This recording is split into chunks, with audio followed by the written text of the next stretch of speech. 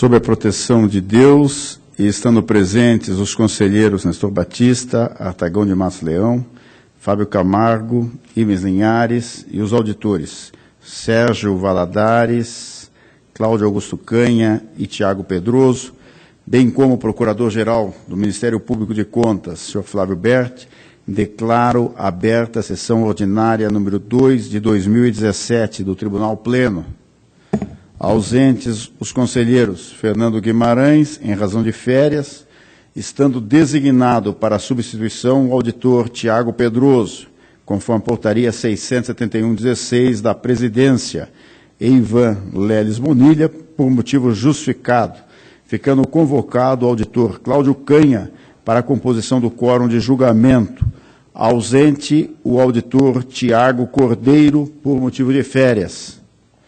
Coloco a ata da sessão ordinária número 1, do dia 12 de janeiro de 17, para homologação. Está homologada. Concedo a oportunidade para as comunicações previstas no inciso 2 do artigo 436 do Regimento Interno e para a inclusão em pauta dos processos que trata o parágrafo 4º do artigo 429 e do artigo 522 do Regimento Interno. Com a palavra, conselheiro Artagão. Senhor presidente, para anunciar devolução dos processos 460, 840-14, é um recurso de revista, e 27.30.30/09, que é uma consulta. Obrigado. Com a palavra, feitas as devidas anotações, com a palavra, conselheiro Ivens.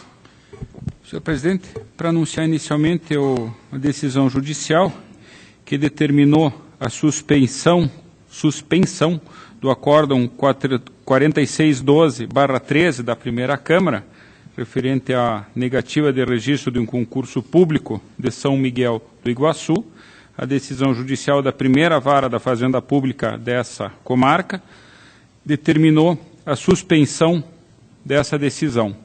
Então, já foram feitas as comunicações, apenas eu trago a conhecimento do plenário e também comunico o sobrestamento, senhor presidente, de dois processos, 35.44.27.16 e 91.27.48.16. O sobrestamento se deve ao fato de que a questão tratada em ambas essas comunicações de irregularidades diz respeito à constitucionalidade da lei estadual que determinou a mudança da natureza jurídica dos fundos, o Funrefixo e o Funesp. E o sobrestamento se deve justamente ao incidente de inconstitucionalidade, número 99.75.30.16, para o qual havia sido Vossa Excelência designado o relator, que passará à relatoria do conselheiro Ivan Bonilha. Então, apenas comunicação do sobrestamento desses dois processos, apenas complementando para a senhora secretária que o primeiro processo que eu anunciei aquela decisão judicial é o 50.77.39.08, que é um processo de admissão de pessoal. Muito obrigado. Devidamente anotado, com a palavra, conselheiro Nestor. Senhor presidente, para incluir em mesa, relatório de auditoria 285.509.15 e 10.00.541.16, que trata de licença de membro deste tribunal. E também informarei na sequência, ou já estou informando, decisão judicial em atenção ao artigo 436 do Regimento Interno, que determinei suspensão dos efeitos do acórdão 28.30.16 do Pleno, exclusivamente com relação à empresa DRZ Geotecnologia e Consultoria Limitada, em atendimento à decisão liminar proferida nos autos de número, conforme o órgão especial do TJ Paraná. A palavra, conselheiro Fábio. Senhor presidente, comunicar a devolução, processo 503.635.16, pauta conselheiro Nestor Batista, bem como o processo 348.248.13, pauta do conselheiro substituto Cláudio Augusto Canha. Devidamente anotado. Comunico também a retirada dos seguintes processos que eram de minha relatoria, conforme constou na pauta publicada no Diário Oficial número 1502, em 14 de dezembro de 2016, e que não foram julgados até a última sessão desse colegiado, permanecendo adiados ou com vistas.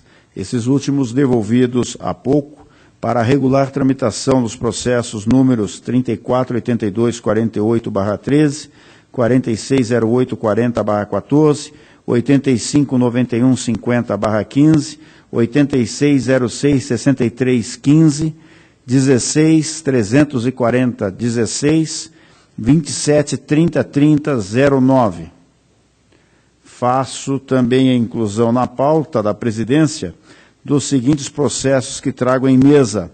Processo número 42.396.17, medida cautelar inominada, e também o processo 49.3010/16, de atos de contratação do Tribunal. Passo a relatar os processos da pauta da presidência. Processo número 42.396.17, medida cautelar, em conformidade com o artigo 400, parágrafo 1º-A do regimento interno dessa Casa, submeto ao colegiado dessa Corte para apreciação a cautelar deferida no processo 42.396.17, peça número 2, com o intuito de que todos os ordenadores e despesas se abstenham de efetivar pagamentos a vereadores que se encontrem presos. Com efeito, no âmbito dessa Corte de Contas, a consulta da Câmara Municipal de Palmas, no qual foi exarado o acórdão número 2.376 do ano de 2012, Tribunal Pleno, que pacificou o entendimento sobre o tema nos seguintes termos: entre aspas, a impossibilidade de vereador desempenhar suas funções por força de decisão judicial que determinou a sua prisão, caracteriza impedimento temporário para o exercício do mandato, impondo a suspensão do pagamento de seu subsídio mensal por deliberação da Câmara Municipal nos termos regimentais da Lei Orgânica do Município, assegurado o exercício do direito de defesa, fecha aspas. Desta forma, tendo em conta as atribuições do presidente desse tribunal, consignadas especificamente no artigo 16, inciso 3 do Regimento Interno, a força normativa e vinculante das consultas nos termos do artigo 316 e ainda nos termos do artigo 400 e 401, inciso 5 do Regimento Interno, determinei, em caráter preventivo e acatelatório, 1. A intimação de todos os ordenadores de despesas para que se abstenham de efetivar pagamentos a vereadores que se encontrem presos. 2. O encaminhamento à COFIN para que verifique a ocorrência de descumprimento da presente medida cautelar, na hipótese de casos notórios, a intimação pessoal do ordenador das despesas por oficial de intimação, nos termos do artigo 54, inciso 4 do Regimento Interno. Diante do exposto, submeto o feito à deliberação do plenário. Está em discussão, em votação. Está aprovado. Processo 49.3010/16. Trata-se de processo licitatório na modalidade pregão, forma eletrônica, instaurado para a contratação de empresa especializada na prestação de serviços de manutenção preventiva e corretiva para os 2 geradores de energia desse Tribunal de Contas, em que se sagrou vencedora a empresa Grucker Grupos Geradores Limitada, EPP, com a proposta de R$15 mil. Os pareceres são favoráveis, tendo o Ministério Público de Contas observado o cumprimento dos requisitos legais nas fases internas e externas do certame. Diante do exposto, voto pela homologação do certame. Está em discussão e votação, está aprovado.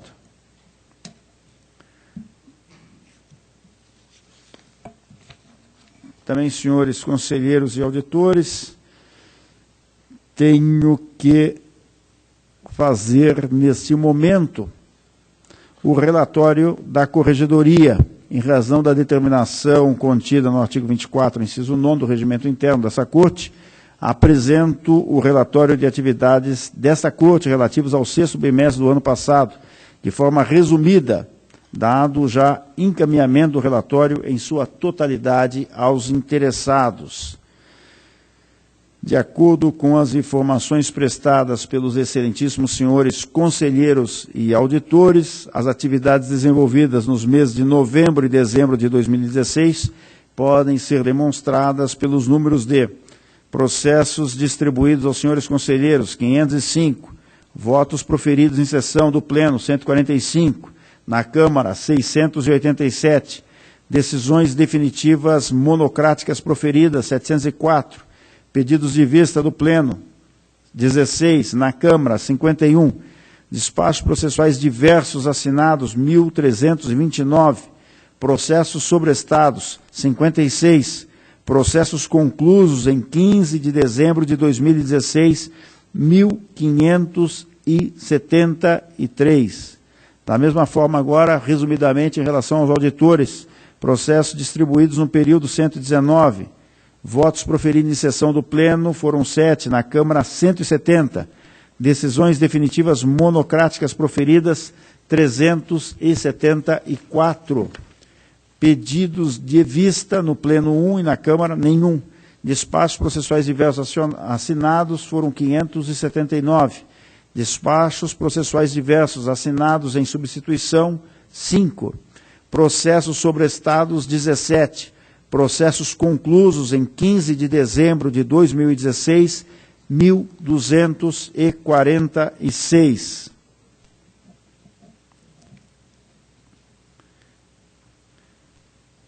Senhores, nos termos da Lei Complementar 103/2005 e do Regimento Interno, coloco em preferência de julgamento o processo 10.99.186/14, da pauta do auditor Sérgio Valadares. Para tanto, registro, Vossa Excelência, doutor conselheiro Fábio, pela ordem, tem a palavra. Solicitaria vista esse processo. Havendo pedido de vista, automaticamente está adiado.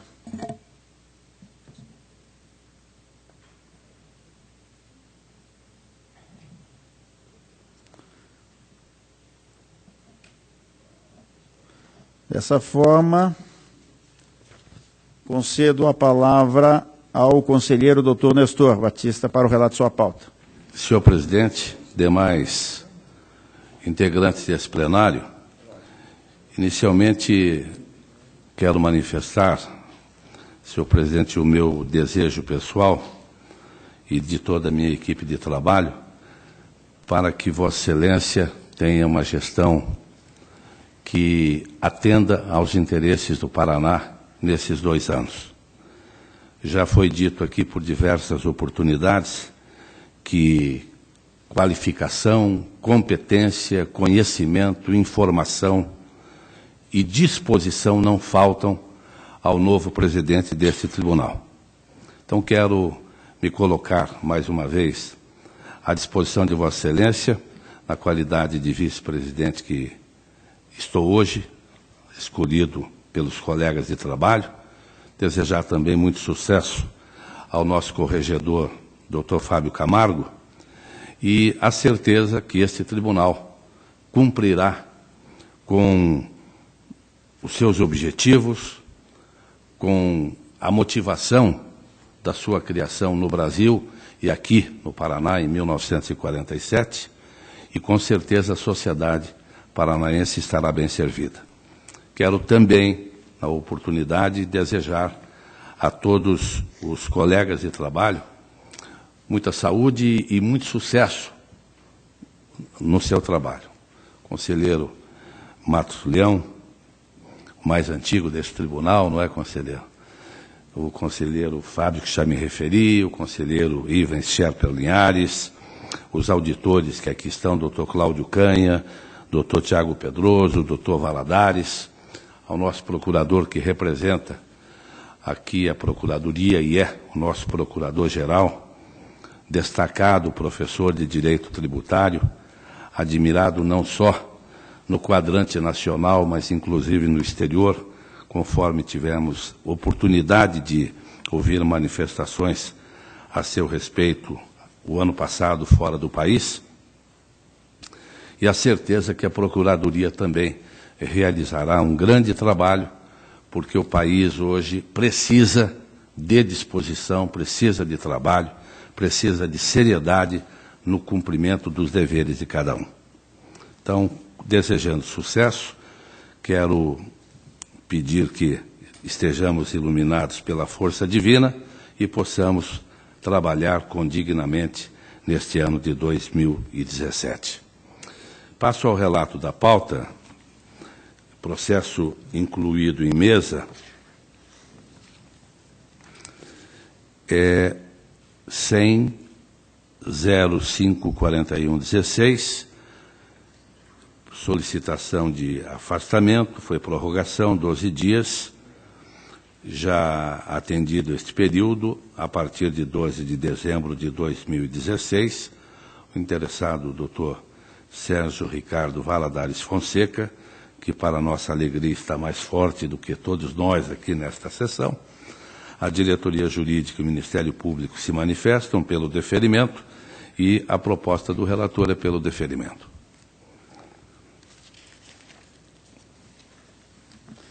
Deferimento. Está deferido.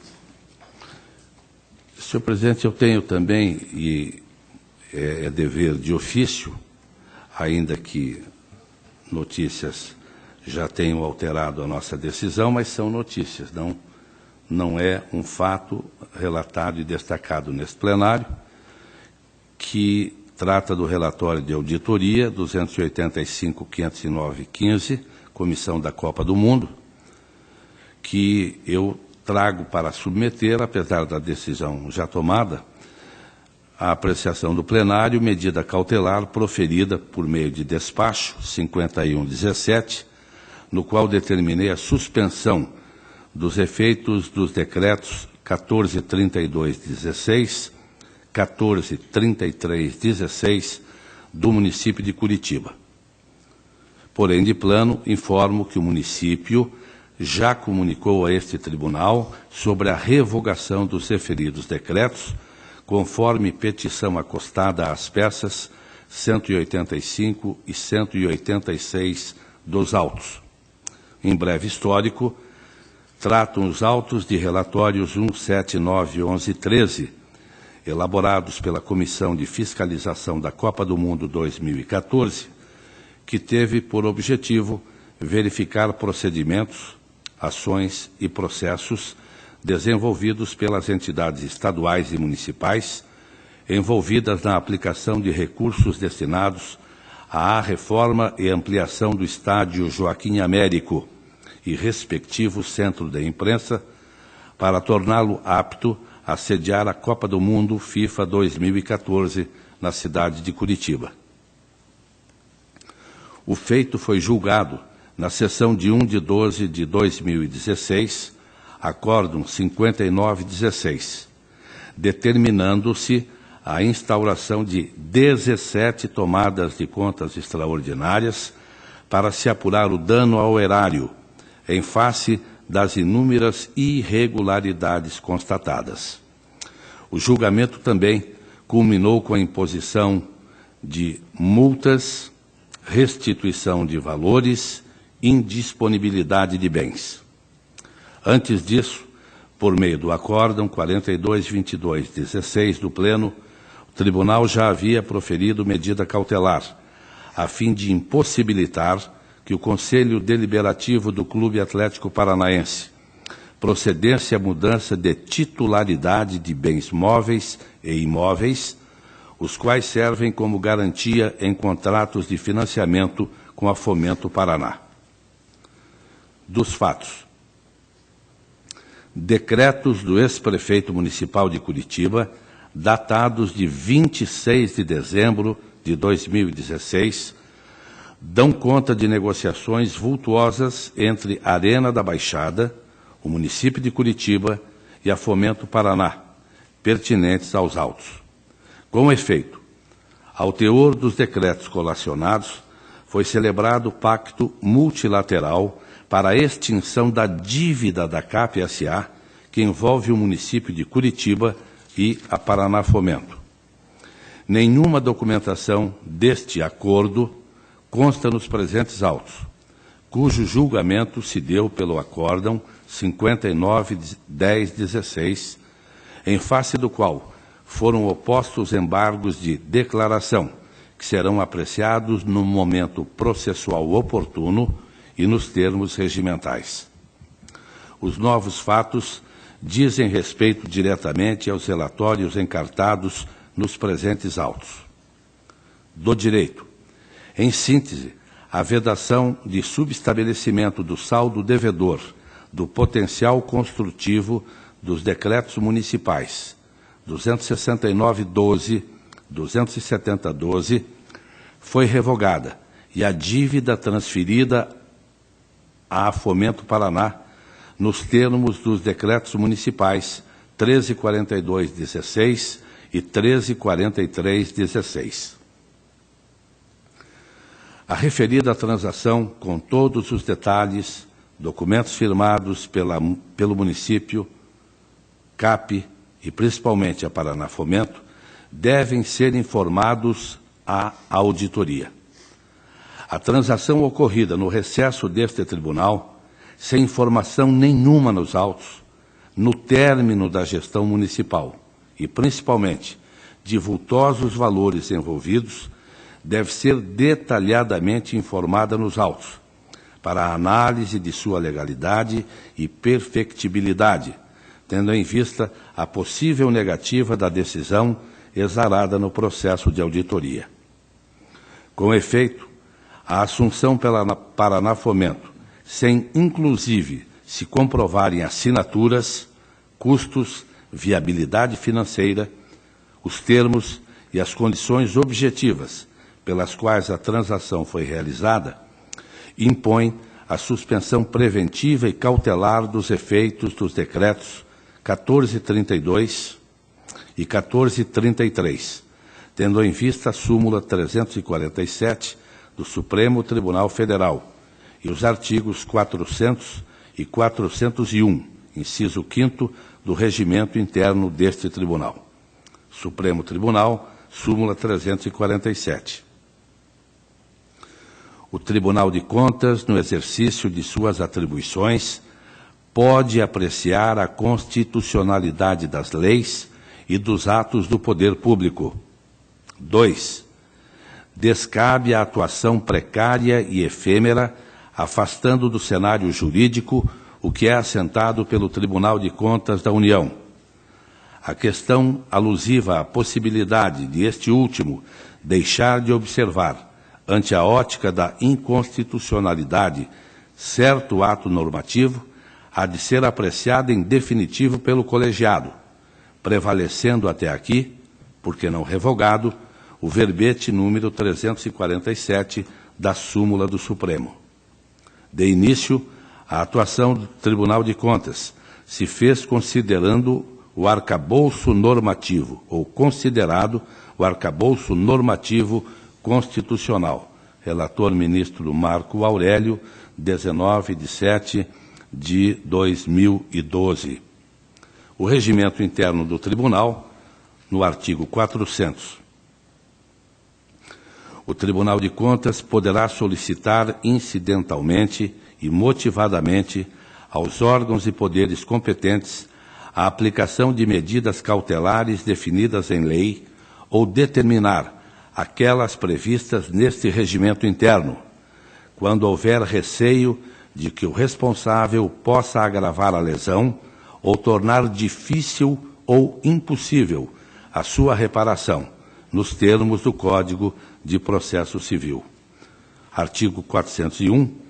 Poderão ser solicitadas as seguintes medidas cautelares. Redação dada pela Resolução 2410.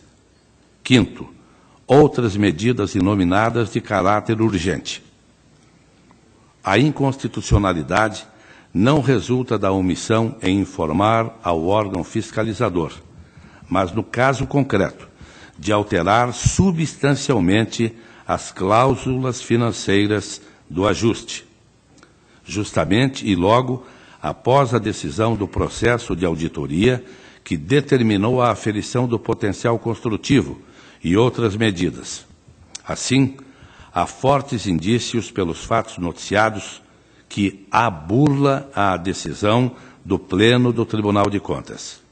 Outro sim, os decretos municipais alteraram substancialmente o ajuste pactuado da dívida, sem oitiva ou beneplácito da Câmara Municipal, conforme expressamente se lhe impõe a Lei Orgânica Municipal de Curitiba. Seção 2. Da competência da Câmara Municipal. Artigo 19. Compete à Câmara Municipal deliberar sob forma de projetos de lei, sujeitos à sanção do prefeito, sobre as matérias de competência do município, especialmente sobre 1. Matéria financeira, tributária e orçamentária. Plano plurianual, diretrizes orçamentárias e orçamento anual. Abertura de créditos especiais e suplementares. Remissão de dívidas. Concessão de isenções e anistias fiscais. Auxílios e subvenções. Neste sentido, há flagrante inconstitucionalidade formal. Outro sim, determinei, ou aqui ainda determinava, a intimação urgente e imediata por meio de oficial de intimação para, de acordo com o artigo 54, 6º e do 401, 3º do Regimento Interno, para que informe a CAP-SA, o município de Curitiba, o senhor prefeito de então Gustavo Frutti e a Fomento Paraná, para que informem detalhadamente e anexem todos os documentos e atos firmados que dizem respeito à referida transação em 72 horas, nos presentes autos. Notifique-se para conhecimento dos fatos o excelentíssimo presidente da Câmara Municipal de Curitiba, igualmente por oficial de intimação. Das informações dos interessados após a liminar. 1. Manifestou-se o município de Curitiba informando que o atual prefeito revogou decretos municipais 1342, 1343, por meio do decreto 239, publicado no Diário Eletrônico Atos do Município de Curitiba, e juntou tratativas entre a Fomento Paraná e a CAP-SA, peça 188, pertinente ao potencial construtivo. 2. A Fomento Paraná, por meio da peça 190, declara inexistir transação entre a Fomento Paraná, o município de Curitiba e a CAP-SA. 3. O ex-prefeito municipal de Curitiba manifestou-se a peça 194, sustentando que os decretos ora revogados tratavam de alterações pontuais na regulamentação anterior e que não teriam o condão de alterar cláusulas financeiras daquele ajuste. A CAP-SA não se manifestou.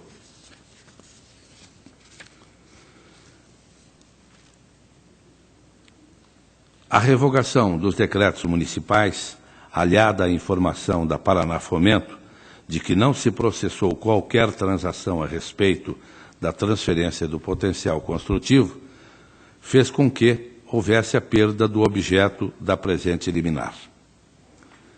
As execuções das dívidas da CAP quanto ao potencial construtivo seguem inalteradas, segundo a Fomento Paraná. Assim, resta assegurado que R$ 226.500.000 referentes ao potencial construtivo não serão transferidos a título da quitação da dívida à Fomento Paraná, conforme possibilitavam os referidos decretos inquinados de inconstitucionalidade, ora revogados expressamente pela atual administração municipal. No acórdão 59.10.16 deste Tribunal, determinou-se a abertura de tomada de contas justamente sobre esta questão controversa do potencial construtivo, razão pela qual determino a juntada da documentação acostada a título de resposta da medida cautelar àquela tomada de contas extraordinária para análise. Lembro ainda, senhores conselheiros, senhores auditores, senhor procurador, que foi no dia 26 de dezembro que a administração passada tomou tal medida, que, com o devido respeito, até por conhecer muito o ex-prefeito, foi uma tomada de posição altamente lesiva aos cofres da Prefeitura Municipal de Curitiba. A título de informação, posso dizer que nós poderíamos 113 escolas construídas com os 226 milhões, com escola de 1.000 metros quadrados e 8 salas de aula, cada uma delas. E este valor, 226 milhões e 500 mil reais, simplesmente deixariam de pertencer ao município de Curitiba. Felizmente, para a cidade de Curitiba, para nós, paranaenses e que aqui vivemos, o atual prefeito, no mesmo dia que recebeu a equipe deste tribunal com a comunicação, assinou o decreto revogando, repito, medidas inconstitucionais, lesivas aos cofres municipais e sem nenhuma explicação lógica, diante daquilo que o tribunal já havia decidido, com 17 tomadas de contas extraordinárias, com multas aplicadas e, inclusive, com indisponibilidade de bens de alguns envolvidos. Então, faço essa comunicação. Perdeu-se o objeto, mas a decisão do tribunal não, na tomada de contas extraordinária, e os processos continuam tramitando neste tribunal. Mesmo tendo perdido o objeto, entendo que devo colocar em discussão. Perfeito. Em votação. Está aprovado.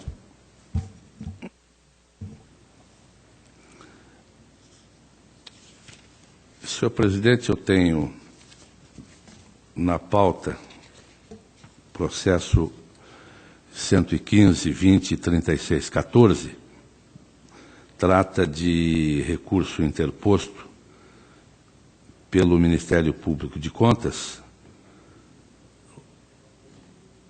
onde o Ministério Público recorre contra razões e recurso adesivo, este último indeferido pelo despacho 14.33.16. O acórdão recorrido julgou pela irregularidade da prestação de contas de transferência voluntária, foi o conselheiro Durval Amaral, celebrada entre o município de Jesuítas e o Instituto Confiance, no valor de R$ 277.572,82, em razão da ausência de documentos hábeis à comprovação da integral regularidade da aplicação de recursos. A decisão condenou unicamente o Instituto Confiance à devolução do montante de R$ 188.083. E o recurso de revista pugna para que sejam solidariamente responsabilizados a senhora Cláudia Aparecida Galli, presidente da UCIP, e o senhor Aparecido Veller Júnior, prefeito de Jesuítas, à época dos fatos, diante do inequívoco desvio de finalidade na execução do termo de parceria. O Instituto Confiance aduz que não havia norma para julgar as referidas contas e, portanto, sustenta regularidade dos recolhimentos. O mesmo diz o senhor prefeito, Aparecido José Weiler Júnior, sustentando regularidade da avença, inexistência de responsabilidade solidária, e a COFIT se manifesta juntando-se ainda somatório de condenações do Instituto Confiance, valor de R$ 40.700.392,99, citando vários municípios com o mesmo tipo de irregularidade e com desaprovações deste Pleno. Eu lembro que as condenações, neste caso, chegam a aproximadamente 73 milhões de reais, com 32 processos julgados, 16 transitados em julgado e em execução judicial. Alegou também que em números julgados foi identificada a confusão patrimonial entre gestores e o Instituto e concluiu pelo provimento do recurso interposto. Isto foi a COFIT. O Ministério Público pelo provimento. Eu faço ainda algumas considerações, evidencio a confusão patrimonial entre dirigentes e o Instituto e proponho provimento do recurso para reformar parcialmente o item 2 da decisão, incluindo-se a senhora Cláudia Aparecida Galli e o senhor Aparecido José Weiler Júnior como responsáveis solidários na devolução do montante de R$ 188.083,53 aos cofres do município de Jesuítas. Em discussão? Em votação? Está aprovado.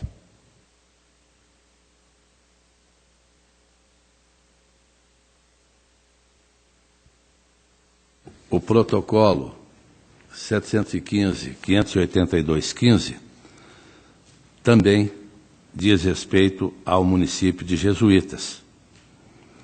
Recurso de revista,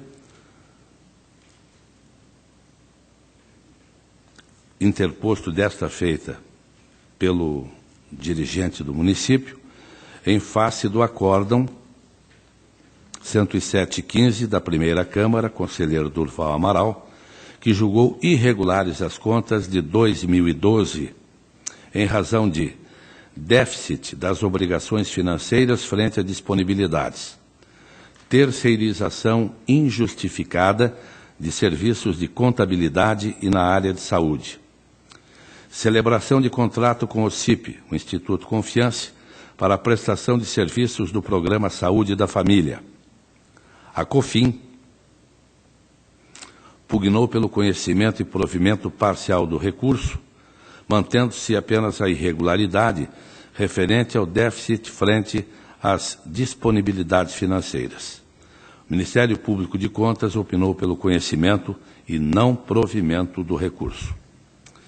No que concerne ao déficit das obrigações financeiras, acolho o entendimento da unidade técnica e do Ministério Público de Contas, pois a queda no repasse dos recursos que compõem o Fundo de Participação não pode justificar o descontrole de gastos, uma vez que, mesmo adotando medidas da Lei de Responsabilidade Fiscal, como a limitação de empenho, o déficit ocorreu.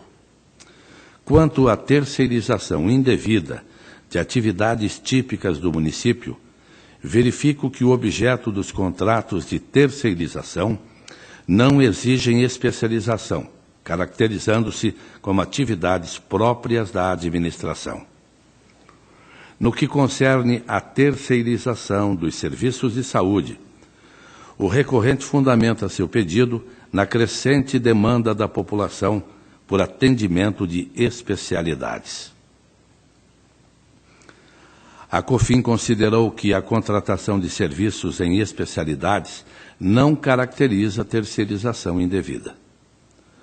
O recorrente apresenta 2 contratos para atendimento de plantão hospitalar: Floriano Marim Neto e Companhia e Hospital e Maternidade Jesuítas Limitada, não demonstrando em nenhum momento que tais serviços são complementares ou referentes a especialidades médicas.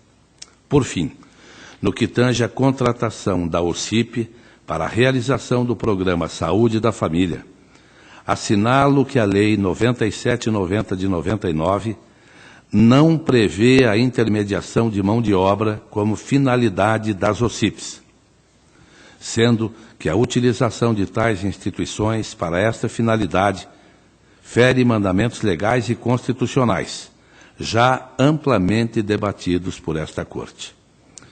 E apenas para um pequeno espanto de todos nós, a cidade de Jesuítas, conselheiro Matos Leão, Vossa Excelência deve conhecer bem, conselheiro Durval Amaral, o conselheiro Fábio, aqueles que fizeram vida político-partidária, tem 9 mil habitantes. Em 2012, ela pagou 1.992.961 ao Instituto Brasil Melhor, IBM, e pagou R$10.160 ao Confiance. Entre 2009 e 2015, conselheiro Ivens, para essas duas OCIPs, o município de Jesuítas, de 9 mil habitantes, que alegava queda no fundo de participação, inclusive, pagou R$25.801.318,21. Doutor Canha, eu li certo, 25.801.000. Município que alegava indisponibilidade porque caiu o fundo de participação dos municípios. Ora, convenhamos que nós não estamos falando com seriedade quando tratamos de uma conta desse tipo. Motivo pelo qual, senhores conselheiros, eu estou, no meu primeiro dia de trabalho, abismado mais uma vez com esse tipo de acontecimento, doutor Tiago Pedroso. Tenho certeza que a nossa COFIT trabalhará com celeridade em processos semelhantes que tramitam nesta casa, até por ordem, como sempre, do senhor presidente e dos demais conselheiros. E a proposta que faço, pelo conhecimento, no mérito não provimento do recurso de revista interposto pelo município de Jesuítas, mantendo-se inalterada a decisão recorrida. Decisão esta que faz encaminhamentos para o Ministério Público, para o Ministério Público Federal, para o Ministério da Justiça, até porque no anterior ainda falamos da confusão que se fazia entre o bem público e o bem privado, não é? Ninguém sabia bem direito quem era quem, infelizmente, com participação do prefeito municipal em ambos os casos. Está em discussão. Em votação, aprovado. O protocolo 503.635/16, município de Fênix, me foi devolvido pelo conselheiro Fábio Camargo na sessão de hoje. Recurso de revisão, interposto pelo senhor Altamir Molina Serrano, ex-prefeito de Fênix, em face do acórdão 901/16, conselheiro Ivens Linhares, proferido em recurso de revista, o qual manteve a decisão do acórdão de parecer prévio da primeira Câmara, que era o conselheiro Durval Amaral, pela irregularidade das contas do município 2012, em razão de resultado financeiro deficitário das fontes não vinculadas, 27,21. Divergência de valores do ativo e passivo permanente do balanço patrimonial, encontrado no CIMAN, e os encaminhados pela contabilidade. Acréscimo do saldo da conta contábil, responsáveis por despesas não empenhadas.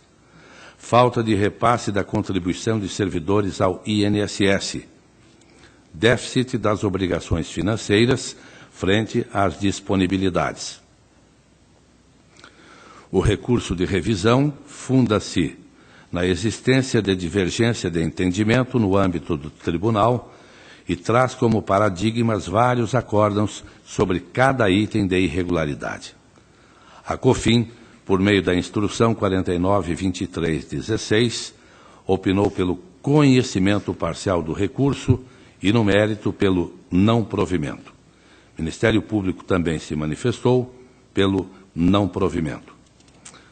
O regimento interno do tribunal impõe ao recorrente o ônus de demonstrar analiticamente a divergência jurisprudencial e a peça recursal não o fez.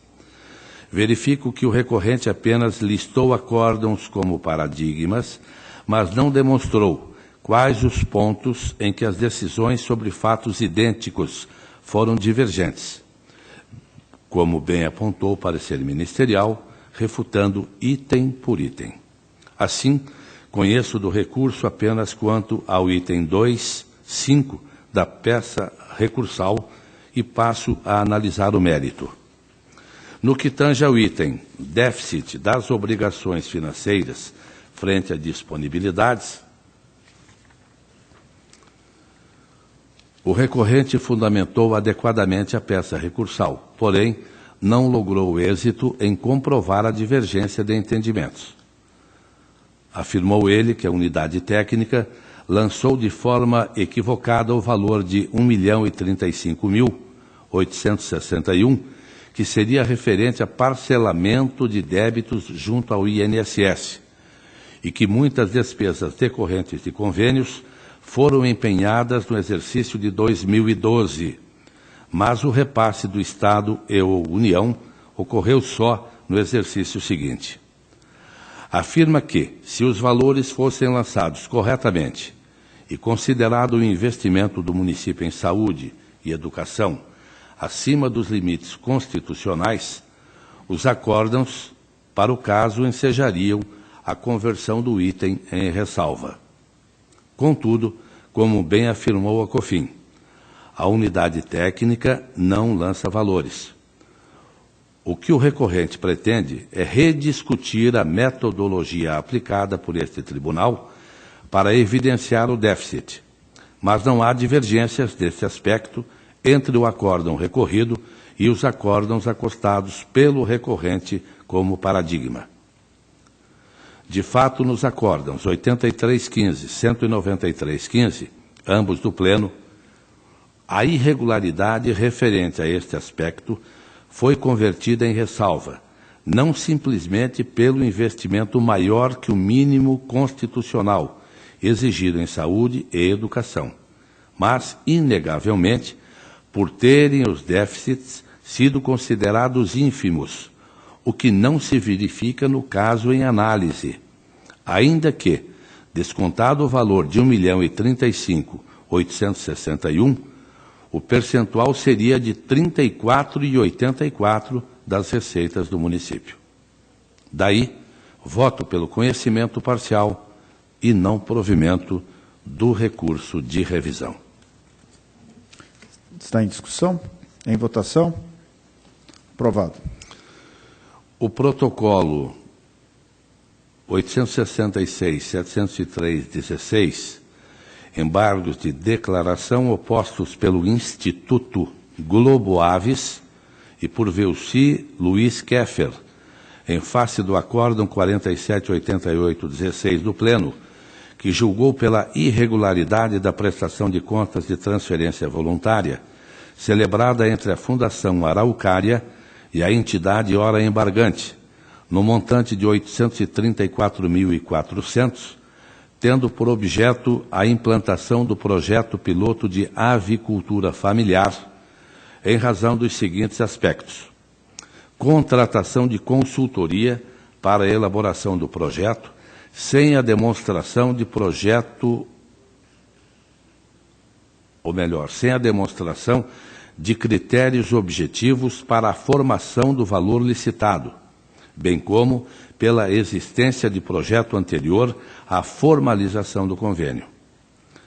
Em razão da não comprovação da execução do objeto pactuado e da realização de despesas ilegítimas mediante a contratação de empresa para avaliar resultados do projeto. Em síntese, os embargantes alegam existir contradição entre o relatório e a parte dispositiva do voto, tendo em vista que o primeiro aponta a realização de 57% do projeto, enquanto a sanção de devolução teria incidido sobre 100% do montante pago à empresa de consultoria. Não assiste razão aos embargantes, uma vez que o fundamento para a devolução da integralidade dos valores gastos com a empresa de consultoria não está este valor relacionado diretamente com a execução parcial da parceria, que seria 57%, mas especialmente com a ausência de demonstração de critérios objetivos para a formação do valor licitado, bem como pela existência de projeto anterior à formalização do convênio. O argumento sobre a execução parcial da parceria reforça ainda que, indiretamente, total desproporcionalidade e falta de razoabilidade da despesa frente ao objeto realizado, conforme bem anotou o Ministério Público de Contas. Além disso, note-se que o requerido efeito infringente dos embargos declaratórios se limita a situações excepcionais, o que não se vislumbra no petitório em questão. Nesse sentido, repito, o Supremo Tribunal Federal, decisão da ministra Ellen Grace, em 21 de 3 de 2006, que aqui transcrevo, e a proposta do relator pelo conhecimento e não provimento.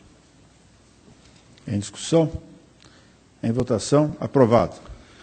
Protocolo 355.504/16, Departamento Estadual de Arquivo Público, 2015, COFIE pela regularidade e ressalva, emissão de recomendação, Ministério Público caminha no mesmo sentido e esta é a proposta do relator.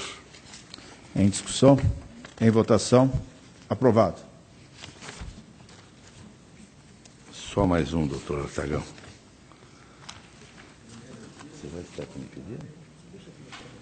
Tá, então tá. O protocolo 689.453/16 é um recurso de revista interposto pelo Ministério Público de Contas. Senhor conselheiro, Nestor, quero só registrar o impedimento do conselheiro Fábio, se Vossa Excelência for relatar esse processo, ficando desde logo convocado o conselheiro substituto, doutor Sérgio. Eu pretendo relatar, senhor presidente, e serei breve. É interposto este recurso, decisão da primeira Câmara, que aplicou o artigo 85, parágrafo único da Lei Estadual 64.1773, para fins de arredondamento na contagem do tempo de contribuição, aposentadoria ou reforma, digo por invalidez, deferida a Ana Lúcia Wojcicki, inativada no posto de cabo, com proventos proporcionais. O acordo entendeu que a referida lei estadual foi recepcionada pela Constituição Federal, uma vez que aos militares é aplicado regramento especial. A COFAP pelo conhecimento e provimento. Ministério Público também pelo provimento. A proposta do relator. Assinalo que a documentação acostada ao presente feito comprova o preenchimento de requisitos previstos para a reserva, estabelecidos no artigo 157, parágrafo 4º, 3º, da Lei Estadual 1943-54. Cumpre registrar que o artigo 40, parágrafo 10 da Carta Magna, nos termos da Emenda Constitucional 2098, veda a contagem de tempo de contribuição ficto. Contudo, resta claro que tal vedação não se estende aos militares por força do artigo 42 da Lei Maior, o qual aplica aos militares apenas o parágrafo 9º do artigo 40. Deste modo, a legislação militar estadual, Lei 1943-54, que estabelece a contagem ficta do tempo de contribuição, está em conformidade com a norma constitucional. Repito aqui dois acórdãos, 351-14, 2668-14, um da primeira Câmara e o outro da segunda Câmara. Motivo pelo qual a proposta do relator pelo conhecimento e não provimento do presente recurso, mantendo-se a decisão. Discussão para discutir, conselheiro Ivens. Senhor presidente, eu ouvi atentamente o relato, realmente é uma matéria complexa. Apenas, conselheiro Nestor, nesse caso aqui, há uma decisão do Supremo que, muito embora não tenha se pronunciado sobre a lei paranaense, com relação ao Estatuto dos Servidores Públicos da União, entendeu o Supremo como inconstitucional o dispositivo equivalente que previa esse arredondamento e entendeu que não se trataria de tempo ficto, mas de uma, eu não me lembro bem a expressão, mas como se fosse uma manobra contábil de arredondamento.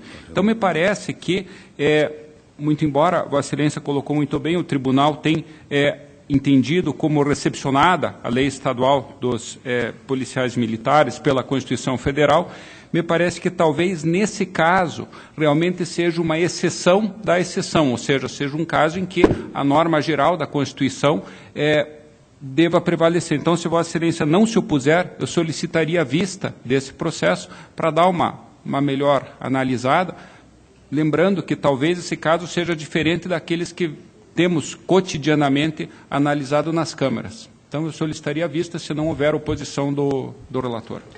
Não havendo oposição, está concedida a vista ao conselheiro Ivens. Senhor presidente, agradeço a Vossa Excelência, peço escusas ao plenário pela demora, mas neste primeiro dia de trabalho, quero dizer aos meus colegas que voltei com muita disposição nesse ano de 2017 e teremos pautas muito longas. Como sempre, com muita disposição, conselheiro Nestor, Vossa Excelência sempre se posiciona. Conselheiro Artagão, Vossa Excelência tem a palavra.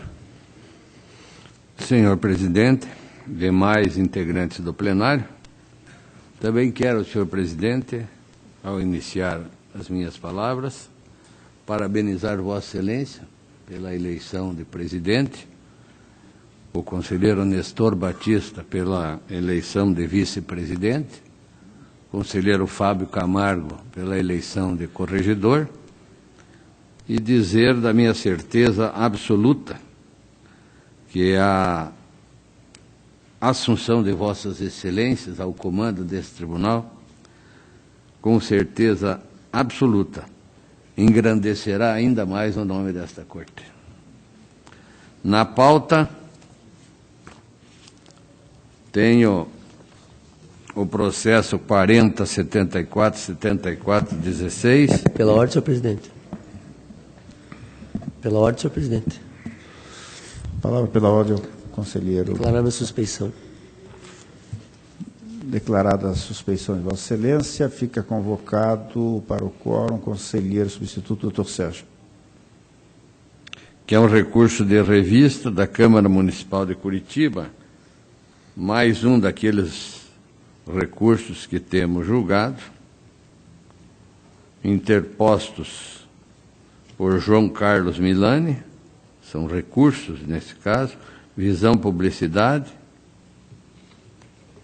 João Cláudio Derosso e Relindo Schleger. Face ao decidido no acórdão 1721, relatoria do conselheiro Ives Linhares, no qual esta Casa concluiu pela procedência da tomada de contas extraordinária 18.870.13, instaurada a fim de verificar gastos com publicidade e propaganda realizados pela Câmara Municipal de Curitiba. São processos conhecidos de todos, as alegações são as mesmas dos outros processos. Nesta decisão, houve o julgamento pela irregularidade, com restituição integral de recursos, mais multas proporcionais e multas administrativas. Nas alegações das partes, não conseguem trazer nenhuma nova notícia, nem juntar documento que seja realmente capaz de modificar a decisão anterior. Desta forma, acompanhando a Coordenadoria de Fiscalização Municipal e o Ministério Público, propõe o voto pelo não provimento dos recursos, mantendo-se a integridade do acordo número 4.877.15 deste tribunal. Em discussão, em votação, aprovado.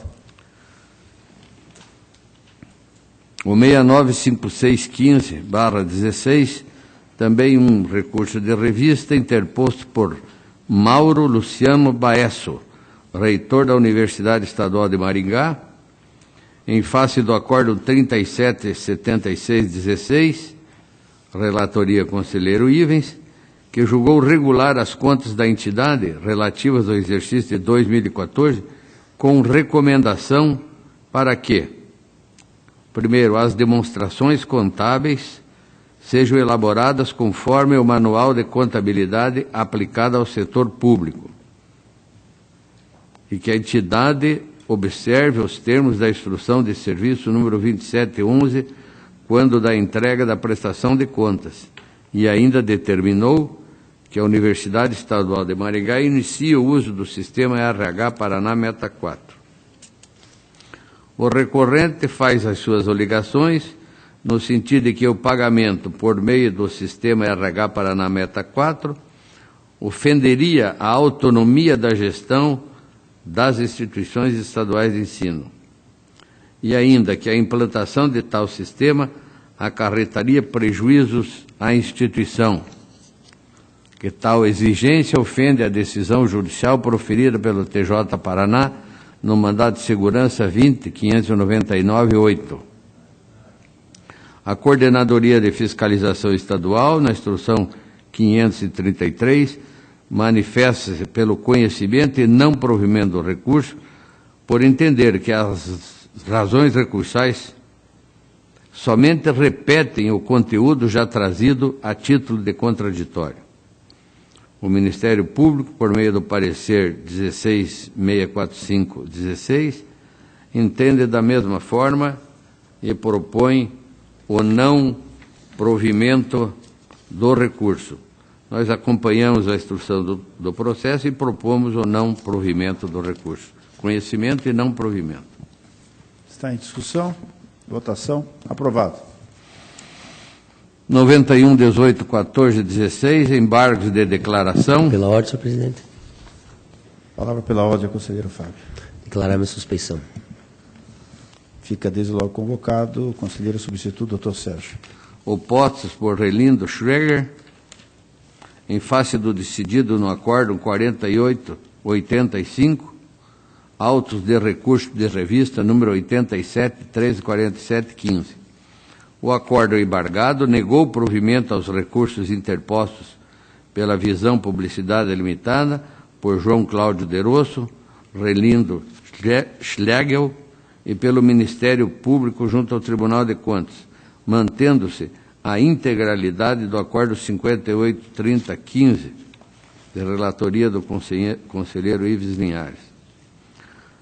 O embargante alega ocorrência de suposta omissão, requerendo que, aspas, seja indicado o documento em que o recorrente foi advertido sobre a possibilidade de constituir um defensor para lhe acompanhar, conforme preconiza o artigo 5º da Carta Magna, que garante aos litigantes e acusados, independente de processo judicial ou administrativo, o direito do contraditório e ampla defesa. Fecha aspas. No voto, afirmo que o acórdão embargado tratou de toda a matéria colocada à discussão, não incorrendo em omissão, contradição ou obscuridade, conforme se depreende da simples leitura de sua fundamentação. Veja-se assim que o embargante busca, na verdade, reavivar a matéria antes tratada, contudo, por via processual inadequada para tanto, razão pela qual o acórdão não merece reparo. Diante do exposto, voto pela rejeição dos presentes embargos de declaração. Está em discussão. Votação. Aprovado.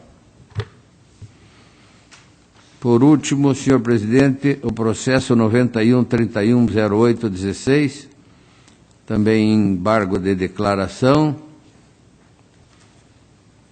opostos por Célia Regina Victoriano Verardo, face ao Acórdão 5093-16 do Pleno, que decidiu pelo não provimento do recurso de revista, mantendo-se integralmente o Acórdão 2350/07, confirmado em sede recursal pelo Acórdão 743/08, mantendo-se a negativa de registro das admissões de pessoal realizadas pela Fundação Hospital e Maternidade Santa Adelaide do município de Rancho Alegre, conforme edital número 1/04. Cumpre salientar, primeiramente, que a decisão embargada tratou de outro recurso de revista, agora interposto pela servidora Célia Regina Victoriano Verardo, a qual, segundo o despacho número 903/16, não havia sido atingida pelo trânsito em julgado das decisões anteriores ante a falta de comprovação de sua cientificação. No voto, afirmo que, apesar da alegação de suposta contradição e omissão da decisão, os esforços da embargante se concentram na violação aos princípios do contraditório e ampla defesa dos servidores abrangidos pela contratação e análise. Ressalte-se que o registro das admissões foi negado já em 2007, com trânsito em julgado no ano seguinte, de modo que apenas pouco mais de 3 anos haviam se passado entre o concurso e a negativa do registro, sendo que, aspas, amplo conhecimento dos admitidos o que se passava no município, pois tanto participaram de reuniões perfeitamente documentadas, quando impetraram mandado de segurança. Logo em seguida, procurando e esperando que a decisão em execução fosse, de alguma forma, reformada. Fecha. Verifique-se, assim, que o tema foi amplamente abordado pela decisão embargada, não havendo, nesse específico caso, qualquer contradição ou omissão que mereça aclaramento. Assim, proponho o não provimento dos embargos. Antes de submeter à votação, convoco o conselheiro substituto, Dr. Sérgio, para compor o quórum. Está em discussão, está em votação, está aprovado. Por que eu... Era a pauta, eu agradeço. Que agradeço, Vossa Excelência. Com a palavra, o conselheiro Fábio. Senhor presidente, demais membros que compõem o pleno, eu inicio minha pauta, senhor presidente, pelo processo 347-27716, uma prestação de contas anual, César Augusto Carolo Silvestre, Agência Reguladora de Serviços Públicos, Delegados de Infraestrutura do Paraná. É uma prestação de contas anual da Agência Reguladora de Serviços Públicos, Delegados de Infraestrutura do Paraná, exercício financeiro do 15, de responsabilidade do senhor José Alfredo Gomes Stratman. Coordenadoria de Fiscalização Estadual e o Ministério Público de Contas manifestaram pela regularidade das contas com recomendação para que sejam observados os prazos para o envio dos dados do SEI-SED. E este é o meu voto, senhor presidente. Em discussão? Em votação? Aprovado. Processo 14.150.16 é um recurso de revisão. Eu solicito adiamento por uma sessão, senhor presidente, a pedido do advogado, para ver a sustentação oral. Está adiado. Próximo processo, 283.449.16, é um recurso de revisão. Ademar da Silva, Edson Antônio Primon, Instituto Brasil Melhor, município de Matelândia. É um recurso de revisão interposto pelo senhor Edson Antônio Primon, em face do acórdão 709/16 do Pleno, o qual negou conhecimento ao pedido de rescisão. A decisão ora recorrida entendeu que não foram cumpridos os requisitos do artigo 494 do Regimento Interno e considerou que o interessado, por ter deixado de interpor o recurso de revista, tentou, pela via rescisória, rediscutir a matéria julgada. O peticionário interpôs o recurso alegando ofensa ao artigo 357, parágrafo 1º, 2º, 3º e 5º do Regimento Interno, por entender que não teriam sido admitidos os documentos juntados previamente à sessão de julgamento do processo originário, que comprovariam as despesas com custos operacionais e que, diante do princípio da fungibilidade, esses documentos poderiam ter sido recebidos como recurso de revista.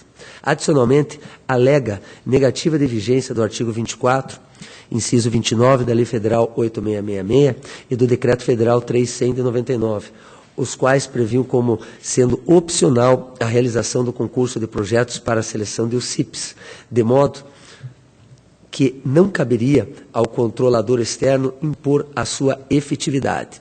A Coordenadoria de Fiscalização de Transferências e Contratos e o Ministério Público de Contas se manifestaram pelo não provimento do recurso, requerendo que seja imposta ao recorrente a sanção pela litigância de má-fé, pois, novamente, ele se utiliza de dispositivo legal alterado para fazer prevalecer sua tese na tentativa de induzir este tribunal a erro.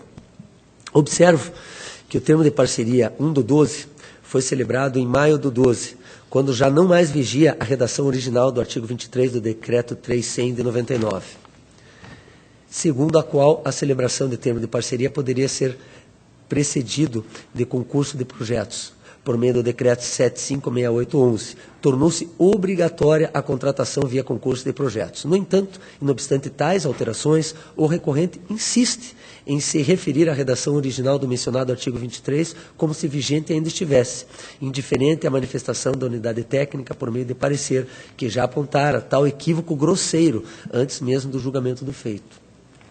Quanto ao artigo 24, inciso 29 da Lei 8666, a norma claramente se refere exclusivamente às organizações sociais e não às OCIPs, como deliberadamente quer fazer prevalecer o recorrente. Eu deixo de apreciar a recomendação do Ministério Público de Contas e da Unidade Técnica para aplicar a multa por litigância de má-fé, uma vez que somente com a Lei Complementar 194/16, publicada em 3/4/16, houve previsão na nossa lei orgânica dessa sanção, e o recurso foi interposto em 5/4/16, diferença de 8 dias.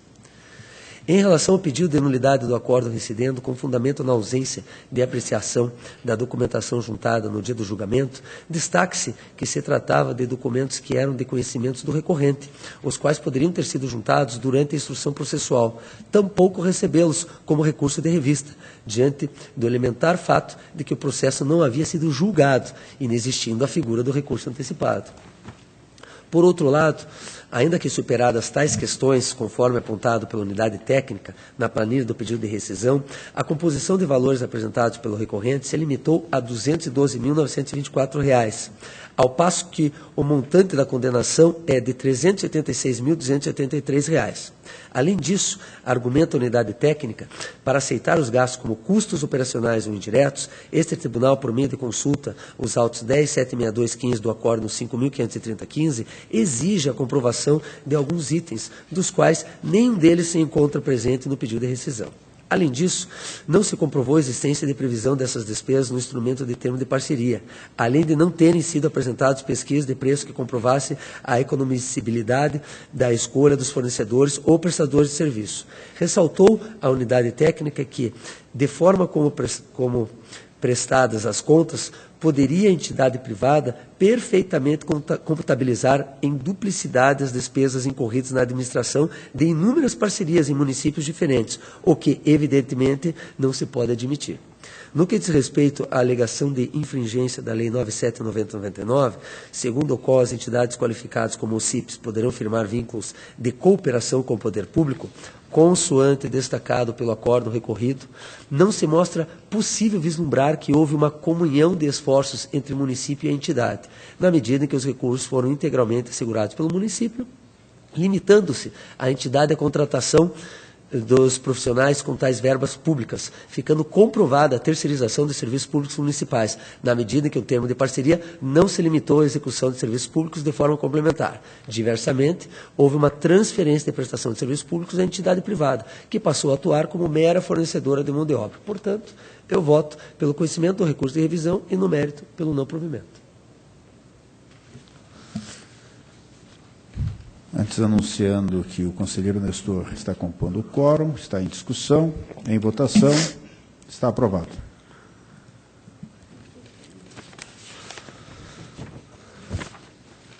Próximo processo é o 964-98516, é um recurso de agravo, Nelson Teodoro de Oliveira, Instituto de Gestão e Assessoria Pública de Londrina. É um recurso de agravo interposto pelo senhor Nelson Teodoro de Oliveira, em face do despacho 1797-16, por meio do qual não conheci do pedido de rescisão apresentado com fundamento em alegada divergência jurisprudencial. De fato, eventual divergência jurisprudencial não constitui fundamento para pedido de rescisão, os quais encontram-se taxativamente estabelecidos pelo artigo 77 da Lei Complementar Estadual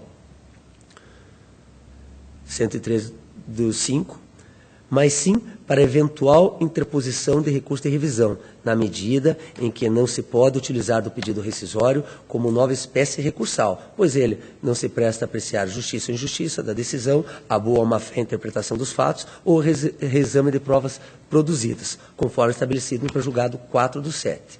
Assim, e também considerando que os apontamentos que ensejaram a irregularidade das contas foram amplamente debatidos por esse tribunal por meio de 5 decisões, eu voto pelo conhecimento do recurso de agravo e no mérito pelo não provimento. Em discussão, em votação, aprovado. Por último, senhor presidente, é o processo 234.09615, é uma prestação de contas anual. Leonildo Souza Grota, Maria Tereza Willy Gomes, Secretaria de Estado da Justiça, Trabalho e Direitos Humanos. É uma prestação de contas da Secretaria de Estado da Justiça, Cidadania e Direitos Humanos, exercício financeiro de 14. A Coordenadoria de Fiscalização Estadual, embora tenha apontado inconsistência entre demonstrações contábeis enviados no processo de prestação de contas e os dados encaminhados por meio do sistema 67, ressaltou que o resultado patrimonial do período não apresentou divergências e que, por ser o primeiro ano de captação dos dados eletrônicos, pode considerar o item regular, recomendando que seja prevista a elaboração da demonstração conforme o Manual de Contabilidade aplicado ao setor público. No que tange à realização de estornos de empenhos de forma generalizada no final do exercício, no valor de R$ 24.680.823, conforme apontamento da 7ª Inspetoria de Controle Externo, entende que os estornos referem-se aos empenhos liquidados, enquanto a inspetoria trata de todos os estornos de empenho, o que não configura transgressão à legislação. Por isso, entendeu que o item pode ser considerado regular com recomendação, para que a entidade observe as determinações da inspetoria. Quanto à existência de servidores com desvio de função, a entidade informou que foram realizadas solicitações de nomeações de servidores administrativos, mas que, devido aos limites da Lei de Responsabilidade Fiscal, razão pela qual não teria sido possível reverter o quadro. Embora a Inspetoria de Controle Externo tenha se manifestado pela irregularidade deste item, a Coordenadoria de Fiscalização Estadual entendeu que o item pode ser convertido em ressalva, uma vez que a contratação de pessoal não depende apenas do gestor. O Ministério Público de Contas corroborou o entendimento da unidade técnica e manifestou-se pela regularidade das contas com as recomendações indicadas. E esse é o meu voto, senhor presidente. Em discussão, em votação, aprovado. Senhor presidente, agradeço a atenção do plenário, minha pauta está esgotada. Eu agradeço a Vossa Excelência. Com a palavra, o conselheiro Ivens. Excelentíssimo senhor presidente, demais integrantes desse tribunal pleno, inicialmente também cumprimento Vossa Excelência, o conselheiro Nestor, o conselheiro Fábio, pela composição na atual administração do tribunal, e externo, minha mais absoluta disposição em colaborar tudo o que for possível, e a convicção de que realmente o tribunal vai continuar nos seus avanços em benefício da sociedade paranaense. Iniciando com a pauta, senhor presidente, recurso de revista 44495716, é um recurso interposto pelo senhor Eliel Hernandes Roque, prefeito do município de São Tomé, contra a decisão da segunda Câmara, que o julgou irregular contas de transferência voluntária entre o município e o Instituto de Gestão e Assessoria Pública de Londrina, IGEAP, que é uma organização da sociedade civil de interesse público, formalizado pelo termo de parceria 79/2008, exercício 2008-2009, no valor aproximado de R$ 918 mil, que tinha por objeto os seguintes programas: humanização do atendimento hospitalar, programa Saúde da Família, programa Agentes Comunitários de Saúde, programa de Saúde Bucal e programa Desenvolvimento e Inclusão Social. Além da irregularidade, houve a condenação à devolução de valores e a aplicação de multa contra o recorrente. As manifestações da Coordenadoria de Fiscalização e Transferência e do Ministério Público são uniformes pelo improvimento do recurso. Na verdade, houve aqui até um pedido de retirada de pauta do recorrente, entendendo que, por ele ter formulado um pedido de habeas data no município, agora, no ano passado de 2016, haveria motivo para retirada de pauta. Eu já, por despacho, havia indeferido essa solicitação, entendendo que estamos tratando de um convênio de 2008, 2009, que me parece absolutamente descabido, por conta de um habeas data, promover qualquer alteração na marcha processual desse processo. Então, apenas trago para a confirmação desse despacho que indeferiu o pedido de retirada de pauta. No mais, no mérito, me parece que as irregularidades estão devidamente caracterizadas, a despesa a título de taxa administrativa sem demonstração do caráter indenizatório, matéria essa que já tratamos inúmeras vezes nesse plenário. Hoje mesmo o conselheiro Fábio, há pouco, relatou um processo da mesma entidade em que negou o provimento ao recurso de agravo, que pretendia o recebimento de um pedido rescisório numa situação semelhante. Ainda a ausência de aplicação financeira, esse item sequer é combatido no despacho. Terceirização indevida, contratação de pessoal sem concurso público por meio de interposta pessoa. E aqui foram vários objetos, vários programas congregados nesse termo de parceria. Então, houve a famosa intermediação de pessoa jurídica para a contratação de servidores em burla ao concurso público. Verifica-se ainda a impossibilidade de terceirização do serviço de limpeza por organização da sociedade civil. Já está patente na nossa jurisprudência de que esse serviço precisa ser objeto de licitação, da qual, via de regra, não pode participar ao CIP. Então, me parece que toda a estrutura do termo de parceria nesse particular está equivocada.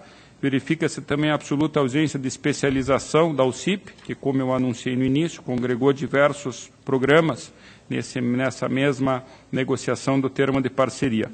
Houve ainda a terceirização indevida de serviços do Programa Saúde da Família e do Programa Agentes Comunitários de Saúde. É patente também a jurisprudência dessa Corte, no sentido de que a execução deve ser direta, não se permitindo, nesse caso, sequer a terceirização por expressa determinação legal.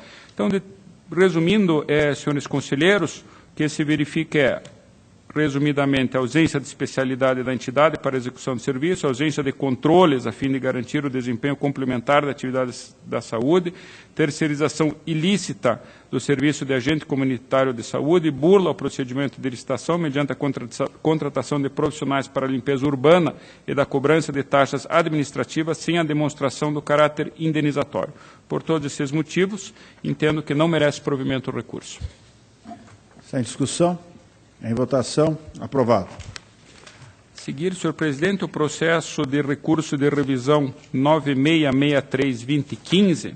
Eu vou solicitar, senhor presidente, com base no artigo 448-A, inciso 2º, no nosso regimento interno, a retirada de pauta, uma vez que foram juntados documentos e, no meu entender, essa documentação se enquadra no inciso 2 do dispositivo citado, uma vez que foi demonstrado que somente agora, quando a recorrente assumiu a Prefeitura Municipal teve acesso aos documentos e que os documentos, numa análise inicial, se mostram relevantes para o deslinde da questão. Então, por esse motivo, senhor presidente, eu solicito a retirada de pauta do processo para a nova instrução. Está retirado para a nova instrução. Era o que constava da minha pauta, agradeço. Agradeço, Vossa Excelência. Vou passar a palavra ao conselheiro substituto, doutor Sérgio, ficando automaticamente Vossa Excelência convocado para o quórum, saindo, portanto, o doutor Tiago. Excelentíssimo senhor presidente, senhores conselheiros, senhor procurador, senhora secretária, senhores servidores, senhoras e senhores, também faço minhas as palavras dos que me antecederam, em cumprimento Vossa Excelência, o conselheiro Nestor, o conselheiro Fábio, pela eleição, e desejo a todos nós um ano com bastante profícuo, com saúde e trabalho para todos nós. Senhor presidente, inicio pelo processo 89.059.15, que trata de recurso de revista interposto pelo senhor Eliseu Puretz, prefeito de Roncador, em 2007, em face do... Senhor presidente, pela ordem. Vossa Excelência tem a palavra pela ordem. Eu peço permissão ao doutor Valadares para pedir vista desse processo, até porque hoje pela manhã o advogado da parte esteve no meu gabinete e pretende fazer sustentação. Não sei se não procurou Vossa Excelência, Mas, por esse motivo, peço permissão, não havendo objeção vistas. Não havendo oposição, vista concedida. Senhor presidente, o processo seguinte, 663-364-14, é um processo em que se discutem contratos de telefonia e eu, reestudando a matéria após a minha licença, verifiquei que ainda não tenho elementos suficientes para comprovar alguns valores, a quantidade de celulares, etc., de forma que eu entendi que a instrução ainda precisa ser aperfeiçoada e, por isso, eu peço retirada de pauta. Está retirado. Processo seguinte, 396-219-16, é um recurso de agravo interposto pelo senhor José Baca Filho, prefeito de Paranaguá, em 2010, em face de despacho de meu gabinete, meu despacho 487-16, pelo qual deixei de conceder efeitos suspensivos ao acórdão 6785-14 da segunda Câmara, por meio do qual esse tribunal julgou irregulares as contas de convênio firmado entre o município de Paranaguá e o Instituto Confiance, condenando solidariamente o então responsável pelo Instituto e o agravante, prefeito à época dos fatos, ao recolhimento dos valores repassados. No despacho, ora agravado, destaquei que o único documento juntado aos autos que poderia ser relevante para análise foram as escalas de profissionais médicos e listas de atendimento. Porém, a Diretoria de Análise e Transferência, a peça 17, entende que estes documentos não são suficientes para a concessão do liminar pelos seguintes motivos. As escalas dos profissionais médicos juntados à peça 5 dos autos não são aptas à comprovação de eventuais serviços prestados, uma vez que são apócrifas e não vinculam os profissionais ali apontados ao objeto do convênio 131/2010. Ademais, inexiste qualquer documento assinado por responsável da municipalidade destinado a atestar o efetivo comparecimento de cada profissional médico nos dias previstos nas escalas. Registre-se ainda, continua a transcrição da unidade técnica. Registre-se ainda que o requerente não indicou de forma específica e pormenorizada quais foram os profissionais contratados com os recursos do convênio em questão. Portanto, não é possível fazer o confronto com aqueles profissionais indicados nas escalas. E continua a unidade técnica, de forma, senhor presidente, que este foi o principal argumento que eu utilizei, no sentido de que não estava presente a aparência do bom direito a justificar uma suspensão da decisão colegiada. Além disso, o agravante faz considerações a respeito da aplicação ou não da Lei Federal 97/90/99, do Decreto 3.199, que tratam das OCIPs, Organizações da Sociedade Civil de Interesse Público. Eu faço considerações sobre essa matéria de natureza jurídica, mas o ponto principal é o ponto fático da inexistência da aparência do bom direito, do fundus boni iuris, razão pela qual, deixando de ler todo o voto que apresento, é no sentido de que se conheça do agravo para, no mérito, que se lhe negue o provimento. Está em discussão? Em votação, aprovado. O processo seguinte é o 760.804.15, que trata de consulta formulada pelo senhor prefeito de Pinhais a respeito da responsabilidade da coordenação da região metropolitana de Curitiba, COMEC, em arcar com a manutenção dos serviços de limpeza, tais como água, luz e demais custos da área do terminal metropolitano e urbano de transporte coletivo do município. O parecer jurídico emitido pela Procuradoria-Geral do município de Pinhais é no sentido de que a coordenação da região metropolitana de Curitiba, COMEC, conforme os termos do inciso 5º da cláusula 8ª do contrato de concessão de uso do terminal metropolitano e urbano, é responsável pela manutenção dos serviços de limpeza, inclusive água, luz e demais relativas ao terminal metropolitano. A, então, Diretoria de Contas Municipais entende que o expediente não atende aos pressupostos exigidos pelo artigo 38 da Lei Orgânica, manifestando-se pelo recebimento do expediente como representação. Então, transcrevo a análise da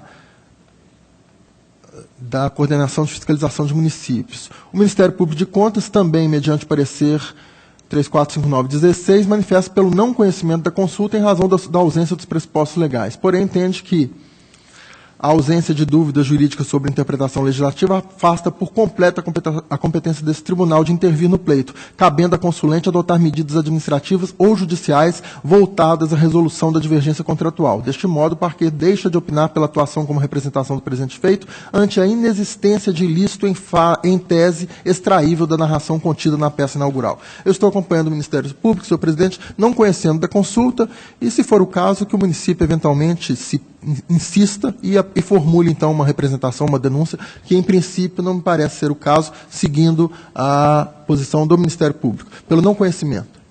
Está em discussão, em votação. Está aprovado. Processo 453-657-14.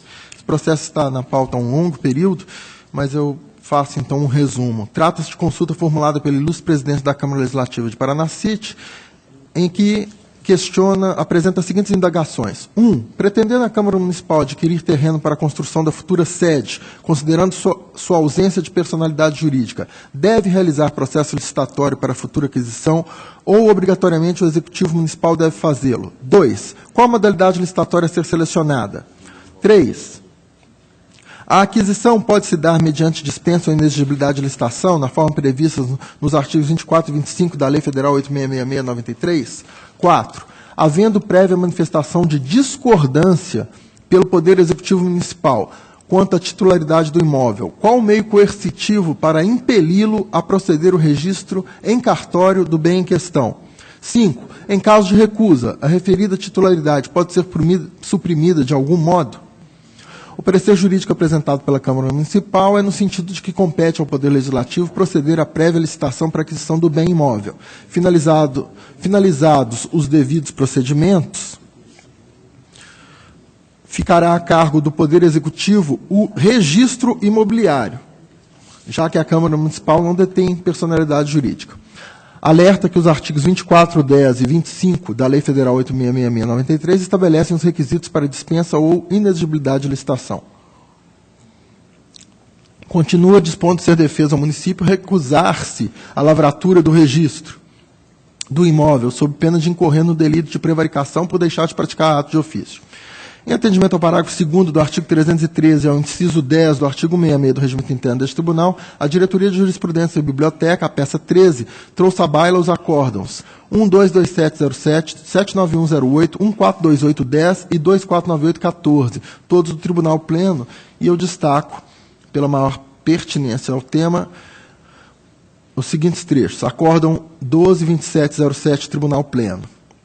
Pergunta: há a possibilidade de que o Poder Executivo realize a construção da sede do Poder Legislativo, administrando todos os aspectos de cumprimento da licitação e das exigências operacionais de fiscalização da obra? A resposta do Tribunal foi no seguinte sentido: sim, conforme bem apontado pelo Ministério Público de Contas, é salutar a coordenação de esforços dos poderes, visando o atingimento do bem comum.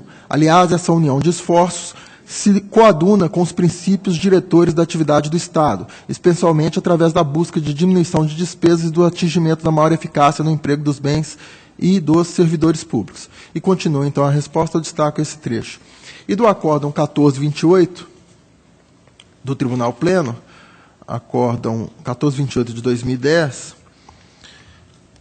a resposta do Tribunal foi a seguinte: a responder à presente consulta no sentido de que cabe ao município a titularidade de bem imóvel a ser utilizado pelo Poder Legislativo Municipal, bem como a eventual assunção de compromissos creditícios, tendo em vista ser o ente municipal dotado de personalidade e capacidade jurídica para tanto, qualidades não atribuídas ao Poder Legislativo Municipal, que possui apenas capacidade processual para a defesa de suas prerrogativas funcionais em ações administrativas e trabalhistas. Para aquisição do bem imóvel, cumpre observar o princípio da licitação, na forma prevista no artigo 37 e 21 da Constituição Federal, cabendo a dispensa e inexigibilidade da licitação nas hipóteses legais. Artigos 24 e 25 da Lei 8.666. Acolhendo a instrução da Diretoria de Contas Municipais e a manifestação do Ministério Público. Essas foram as respostas em 2 dessas 4 consultas que foram localizadas pela Diretoria de Jurisprudência e Biblioteca. Neste presente processo, nessa consulta, a Diretoria de Contas Municipais destaca a relevância da matéria, visto que a sede própria traduz-se na infraestrutura que permite ao Legislativo desempenho de suas atividades com efetiva independência e autonomia, conforme previsto nos artigos 2º, 18, 29 e 30 da Constituição da República. A unidade técnica entende que, para a aquisição da sede própria, é necessária a inclusão do projeto no plano plurianual, em atendimento à Lei de Responsabilidade Fiscal, e o artigo 65, parágrafos 1º e 2º da Constituição da República. Registra a necessidade de ser observado o limite das despesas totais do Poder Legislativo nos termos do 29A da Constituição da República. Atenta para os ensinamentos de Eli Lopes Meireles, no sentido de que é necessária lei específica que autorize a compra do imóvel para a Câmara.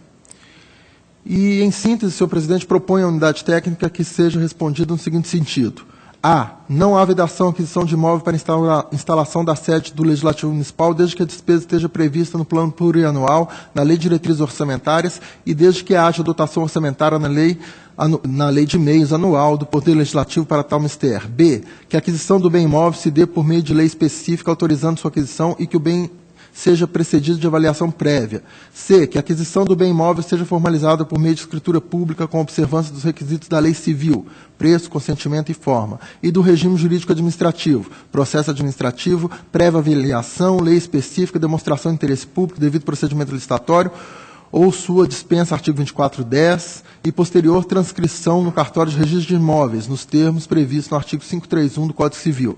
D. Não sendo a hipótese do artigo 2410 da Lei 8666, a modalidade licitatória depende do valor máximo estimado, e aqui eu já faço a ressalva que a lei determina que obrigatoriamente a aquisição de bem imóvel seja por concorrência. Doutor Sérgio, Pois desculpe interrompê-lo, mas só para comunicar a Vossa Excelência que se trata de uma consulta, como bem sabe Vossa Excelência, e nós não estamos com quórum qualificado em função da saída do conselheiro Fábio. Então, consulto Vossa Excelência se vai continuar relatando ou se prefere adiar. Então, acolho então a proposta de Vossa Excelência e o processo peço então adiamento em razão do quórum. Perfeitamente. Agradeço a compreensão de Vossa Excelência. Vossa Excelência continua com a palavra. Senhor presidente, era o que tinha a relatar, agradeço a atenção. Agradeço a Vossa Excelência. Com a palavra, conselheiro substituto, doutor Cláudio. Obrigado, senhor presidente. Senhor presidente, antes eu gostaria de me somar às manifestações de desejo de que nos próximos anos, sob sua administração, tenhamos a continuidade do aprimoramento da atividade desse tribunal. Senhor presidente, os dois primeiros recursos de revistas, 195711410, 355716, solicito que permaneçam adiados. Sendo autorizado, passo então ao terceiro, que é o protocolo 57091214, recurso de revista, de Edmar Aparecido Ferreira dos Santos, contra a forma de parecer prévio de 2014 da primeira Câmara, que aplicou multas administrativas, recomendou a emissão de parecer prévio pela irregularidade das contas, em função de 7 itens, obrigações financeiras, sem necessário suporte frente às disponibilidades, aumento de despesa com pessoal nos últimos 180 dias do encerramento do mandato, relatório do controle interno insatisfatório, não encaminhamento da resolução parecer do Conselho de Saúde e reposição salarial acima da inflação do ano de 2012. Após a apresentação de documentos e estabelecido, então, a instrução e a emissão de parecer pelo Ministério Público, os pareceres entenderam pela regularização do aumento de despesa com pessoal nos últimos 180 dias, haja vista que as leis autorizatórias foram concedidas ainda durante o primeiro semestre, ou seja, fora do período de proibição de que fosse concedida da concessão desse tipo de aumento de despesa. O relatório de controle interno foi enviado com conteúdo satisfatório, também dessa forma o parecer do Conselho de Saúde e também a reposição salarial acima da inflação do ano de 2012, também devidamente justificado pelos documentos apresentados. Restaram ainda ausentes o não encaminhamento dos atos pertinentes à atualização dos subsídios dos agentes políticos e não encaminhamento do parecer do Conselho do Fundeb. Quanto à fixação e alteração de subsídios,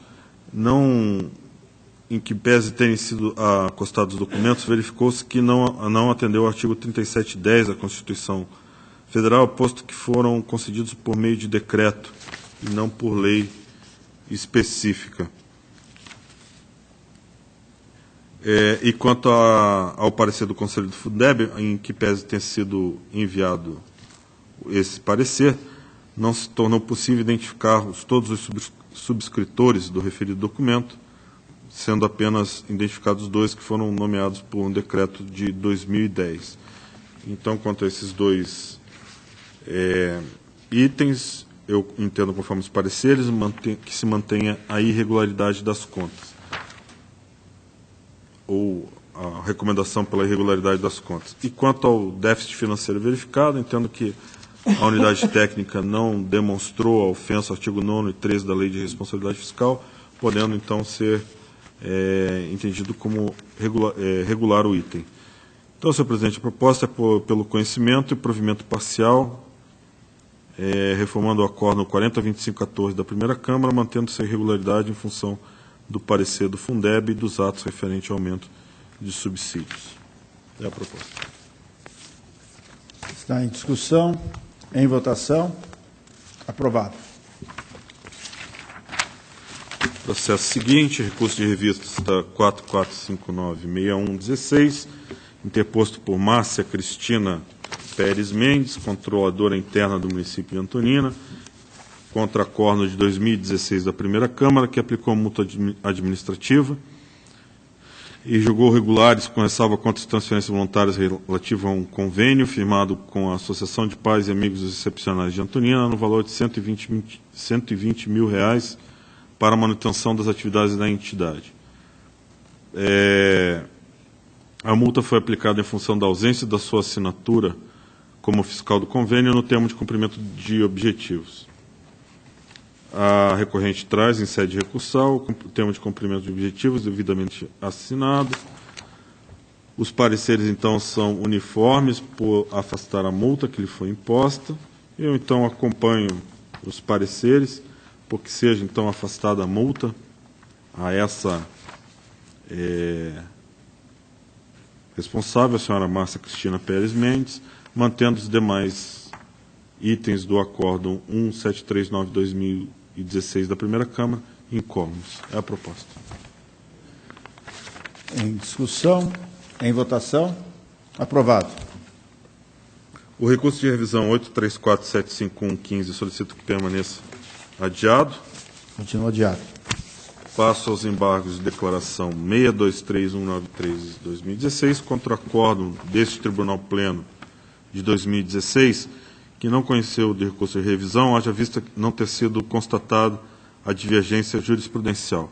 A principal alegação é de que não constou da decisão recorrida a expressa disposição de que constasse o nome do responsável na lista de responsáveis com contas irregulares, julgados irregulares. Entretanto, como ficou consignado na decisão embargada,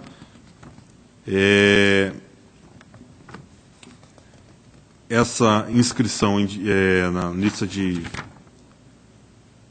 responsáveis com contas irregulares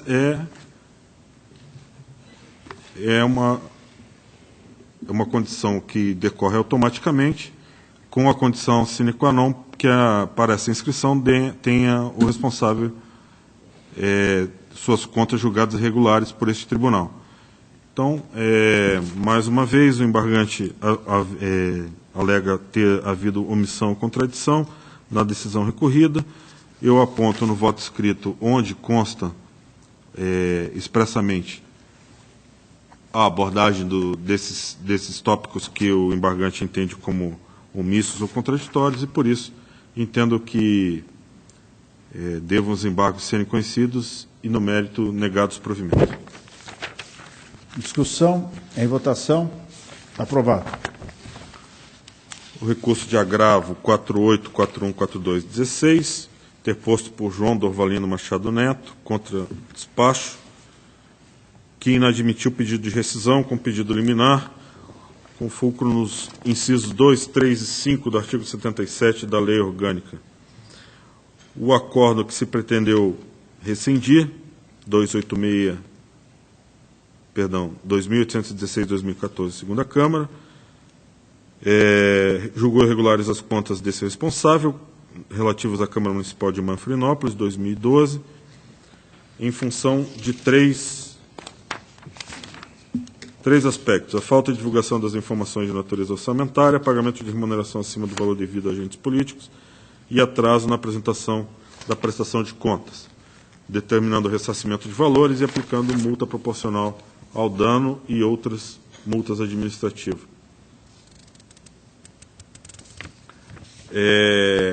Entretanto, este relator não conheceu do pedido rescisório, haja vista que o ora agravante apenas atacou uma das irregularidades apontadas como fonte de irregularidade, que é a ausência de divulgação das informações de natureza orçamentária. Eu vejo que o inciso 34 do pré-julgado número 4, que estabelece as condições para conhecimento de pedido de rescisão, entende porque não devam ser conhecidos aqueles em que não tenham sido trazidos aos autos elementos capazes de constituir o julgamento pela irregularidade das contas, não se devendo, por pedido rescisório, reapreciar a justiça ou injustiça da decisão recidendo. Como o agravante apenas, em seu pedido rescisório, apenas atacou uma das irregularidades, conforme essa disposição de pré-julgado dessa acordo, eu intento, pelo conhecimento do presente recurso de agravo, para, no mérito, negar-lhe provimento, mantendo-se a decisão do despacho 611/2016 deste relator. Está em discussão? Em votação? Aprovado. Tem ainda o relatório de monitoramento 659/26613, relativa à Fazenda Rio Grande.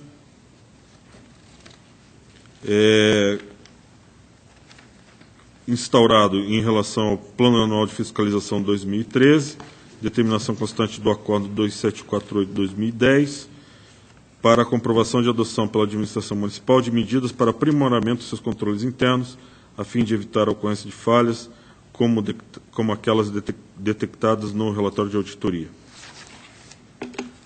Senhor presidente, eu vou resumir. Foram constatados diversos achados, 6 achados, e então foram feitas determinações e recomendações. As determinações, os pareceres entenderam que foram devidamente atendidas, restando ainda a devida comprovação das recomendações. E, senhor presidente, eu entendo que o cumprimento das recomendações, ainda que tenha sido apenas parcial, vejo que a administração comprometeu-se em dar cumprimento às demais correções. Entendo, então, dessa forma que a função deste tribunal em orientar mediante recomendações estaria esgotada, e por isso entendo que apresenta a proposta que este colegiado entenda pelo encerramento dos autos, com remessa de cópia integral ao Poder Legislativo, a fim de que tome as medidas que entender cabíveis. Está em discussão, em votação, aprovado. Tem ainda na pauta, senhor presidente, uma representação 348-248-13, que foi devolvida hoje pelo conselheiro Fábio Camargo. Eu solicito a retirada de pauta para a redistribuição. Perfeitamente. Será retirado, então, para a nova distribuição. A minha pauta está atendida. Obrigado. Agradeço a Vossa Excelência. A palavra ao doutor Tiago. Senhor presidente, eu tenho apenas um processo em pauta, é o 857-933-16. No entanto, o advogado manifestou interesse em fazer sustentação oral e não pôde comparecer hoje, então solicito o adiamento. Adia-se na forma regimental. Obrigado, senhor presidente. Deixo livre a palavra.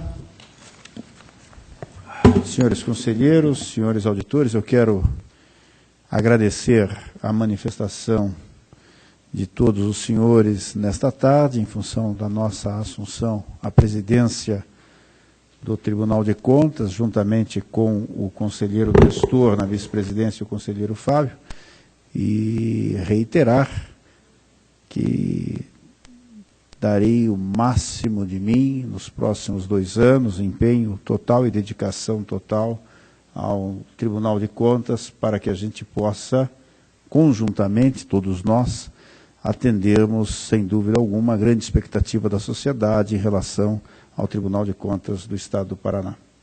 A palavra continua livre. Nada mais havendo a tratar, declaro encerrada a presente sessão, ficando marcada a próxima sessão ordinária para o dia 9 de fevereiro, no horário regimental, Levanta-se a sessão.